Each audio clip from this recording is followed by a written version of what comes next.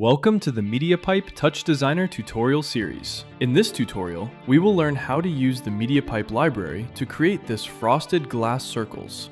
In this project, I use different ways to use the data from the tracker. Instead of using separated chops for each control, I used a dat to chop to extract the left-hand data into one single chop. Then, using 3 analyze chops with the maximum, minimum, and average position data, I defined limits and then normalized the values with math chops to center the elements in the screen. I also found a way to manipulate the circle radius depending on the Z positions of the hands with the same max, min, and average data. For the pinch gesture, I used a very simple script to send random values between 0 and 0.2, which then, with those values, I animated the period of this noise effect to create variations for the frosted glass look. And by the way, if you just want to grab this finished file and play around right now, it is already up on my Patreon. Alright, let's look at the network structure. Chapter 1. Overview. The most important part in this tutorial is understanding this different approach I've found to manage the data from the tracker. Then, we calculate the boundaries to center the coordinates and fix our aspect ratio. Then we link this data into circle pops to manipulate the radius of the shapes. After rendering them flat with an orthographic camera, I used these shapes to create a frosted glass effect mixed with the screen grab. I'll show you how I built that. The glass effect has a noise linked to random values generated by a simple Python script, which are sent by the pinch gesture coming from the tracker. Which reminds me, if you are looking to get feedback on your networks or find beginner TouchDesigner courses, you can join over 400 students in my school community, linked below. Okay, so using the tracker is very simple. I really tried to build an app that works with as little friction as possible. First, you need to go to the integrate session, download the .tox project file, and drag it into your TouchDesigner project. As you can see, you'll need to connect it to your port. Just activate the web server, and back in the app, you'll see the WebSocket connection option. There are different types of connections available right now, and I'll be adding more as development continues. In the WebSocket, you'll notice that the port we're using is the exact same one used in TouchDesigner. If you want to check things out or do some debugging, you can head over to the data monitor. Here, you can turn on the tracking data and actually see my movements like the tip of my finger or all the tracking points in real time. So that's it. It's very straightforward. Inside the tracker itself, it's super easy. You have your most common gestures and other custom gestures you can use, and access to all the individual fingers. In most of my tutorials, I usually use the index tip or the right hand. As you can see, while I move, the values update instantly. One of the coolest features to keep things frictionless is that you can actually record your gestures right here. For example, let's record this movement. Press stop, then play. And now it loops infinitely. I can hide my screen if I want to, but the best part is that since the movement is recorded, I can work freely in the network and focus on the parameters, the calculations, or any math you might need to apply. Let me hide this for a moment to show you some other options. Over here in the control center, you can see right now we're only tracking hands, but you can also track the face. You can create custom gestures using the record button, and easily toggle MediaPipe's default gestures on and off. The macro builder is super interesting because it lets you record combos. For instance, you could record a sequence transitioning from a closed fist to an open palm. Once you trigger that specific sequence, it fires the event. You also have access to all sorts of data, like pinch detection, rotation, and velocity. Finally, there's the grid feature, which lets you subdivide your screen into different zones to trigger events based on the grid size and which specific data point you're using. There's a lot more I won't cover right now, but with just these basic options, you can start building a ton of projects. For this specific tutorial and the approach we're taking today, this is all you need to know. One last thing. The face tracking setup is kept pretty general right now, as I'm not sending every single value from the face mesh. Also, keep in mind you can enable or disable the common gestures here. They will only trigger if they are actively enabled in this section. So that's it. I hope you enjoy using this application. Give it a try, and let's jump right into the tutorial. Chapter 2, Network. Start with a DAT to chop and link it to the tracker's left-hand data. We aim this operator at the internal left-hand tracking DAT, extracting absolute positional lists we can manipulate as chop data. Set output to channel per column, and open the first row list and select names.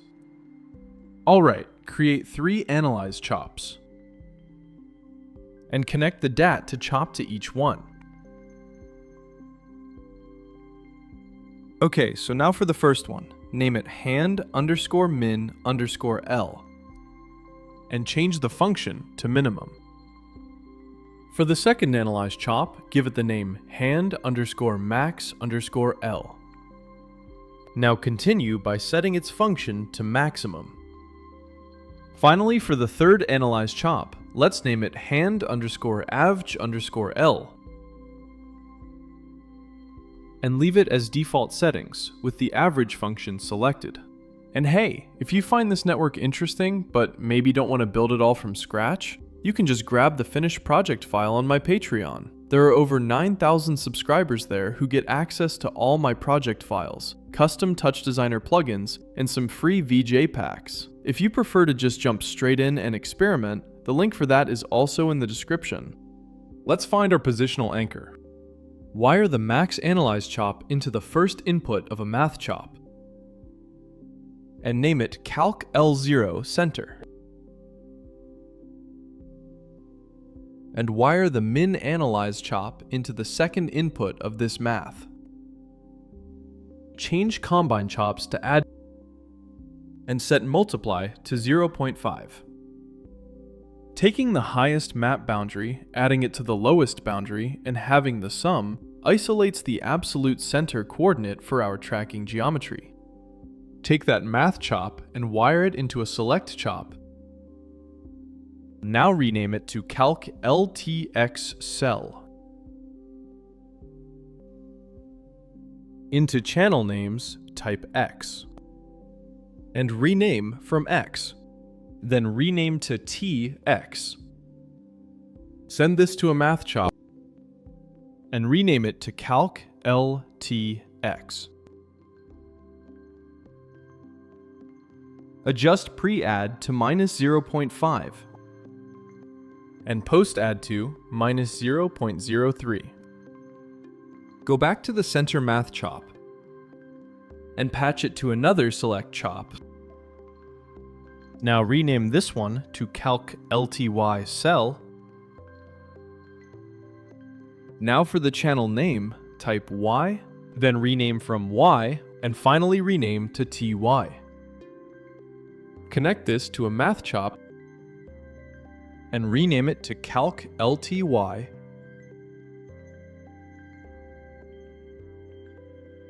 And for this one, set pre-add to -0.5 and also a multiply value of 0.5625. This calculation is taking charge of centering the position of the elements from the tracker. We also need structural bounds. Connect the max analyze chop to a math chop. Also the min analyze to the second input. Now rename it to calc L1 subtract. Change combine chops to subtract. From this first subtract chop, add a select chop and rename it to calc L2 B height. Pick the Y channel name and then in rename to type height.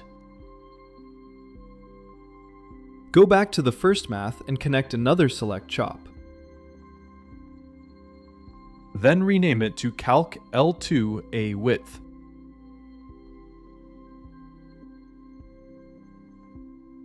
Pick the X channel and rename to width. Wire the width select chop into a math chop. Then rename it to Calc L3 Width Aspect. For this one, set a multiply value of 1.77778. Scaling the horizontal span forces our numeric representation to compensate for the standard widescreen format, keeping our circles completely round instead of warping into stretched ovals. Combine the width aspect math in the height select into an empty merge chop. Now rename this one to Calc L4 Merge.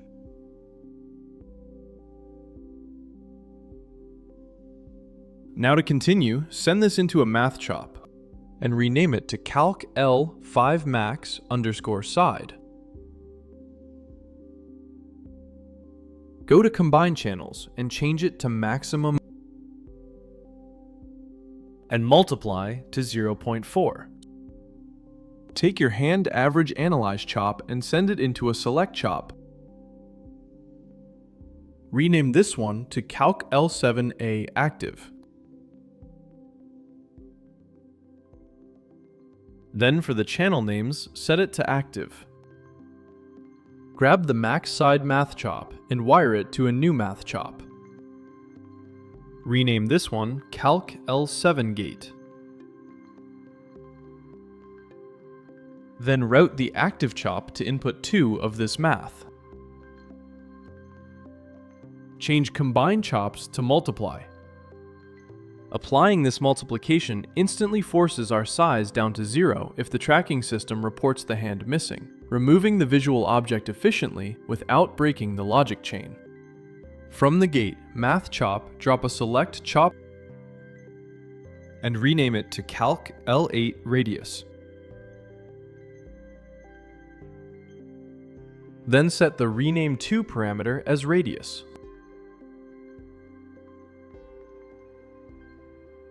Let's combine everything using a merge chop. Rename it to Calc L Merge Out. Continue by connecting the radius select to the merge. Also, we need to connect the TX and TY math. Complete the chain by wiring out to a null chop and rename it to Hand Calc L. Now for the right hand, let's copy all this network,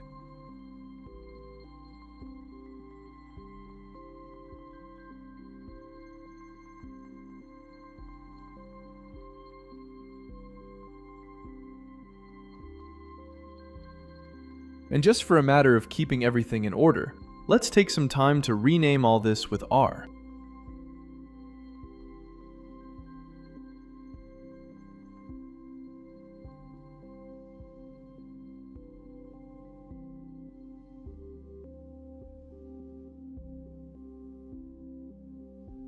Alright, almost done.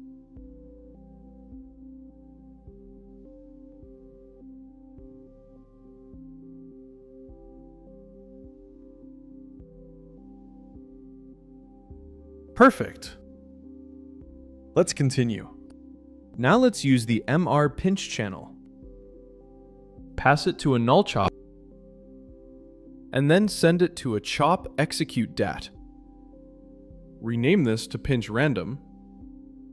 Also enable off to on and disable value change. Go to the common page and set Python as the content language. Now enter this script. This simple script is generating random values every time the pinch gesture is active. This constant chop is reading the values generated by the script. Let me explain this to you more in detail. Import random library. This line tells Python to include the library responsible for generating random numbers. In many GL/SL shaders, randomness is often generated using math functions, but here we are using a standard Python module. Define function trigger. This is a callback function inside a chop execute dat. It triggers specifically when a channel's value changes from 0, off, to 1, on. The arguments like channel and val provide information about the sample that triggered the event. Update parameter value. This line interacts with the operator network. It finds a constant chop named constant2 and changes its first parameter to a random float between 0 and 0.2. This is a common way to seed values into a top or GLSL network from a script. End execution. The return statement ends the function's execution. In TouchDesigner callbacks, this signifies the logic for this specific event is complete. Alright, back into TouchDesigner. By the way, if you're enjoying this and want to dive a bit deeper into TouchDesigner, you're always welcome to join my school community. We have over 600 students learning together right now. It's a great place to find beginner courses, get feedback on your project files, and just network with other creators. If that sounds helpful to you, I'll leave the link down in the description. Okay, shifting to pops, drop a circle.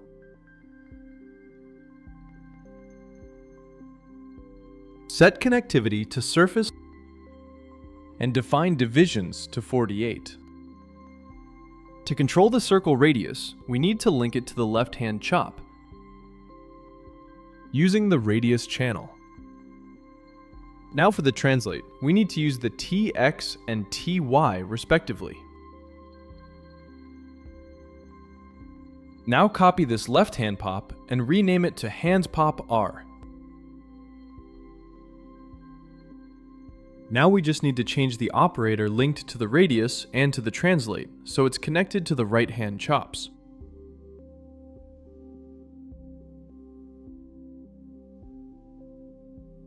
Now drop a merge pop and connect both hands. Send this into a null. To render this, add a select top and link it to the null. Now add a geometry comp. Make a constant mat and apply it to the geometry. For the render, I'm using a camera set to orthographic with the ortho width set to 1. This lines up our flat visuals perfectly. This is going into a render top, and I'm also using the screen grab top to combine it with the circles. I created this frosted glass effect. Let's dive inside. I'll show you how it's built. It's quite simple. First, I have the inputs from the screen and the circles. Here I took the circles and combined them with a noise. This noise is linked to the values generated by the script we created.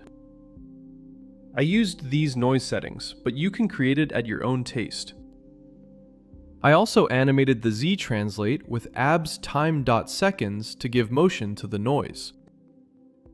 With a level and then a blur, I created this soft light rim to give it this sort of beveled look. Then I used a displace, a blur, and a level to create this 3 glass detail layers. Finally, I mixed the glass effect with the video and with the rim light detail, so it almost looked like glass spheres. Perfect, that is all for now.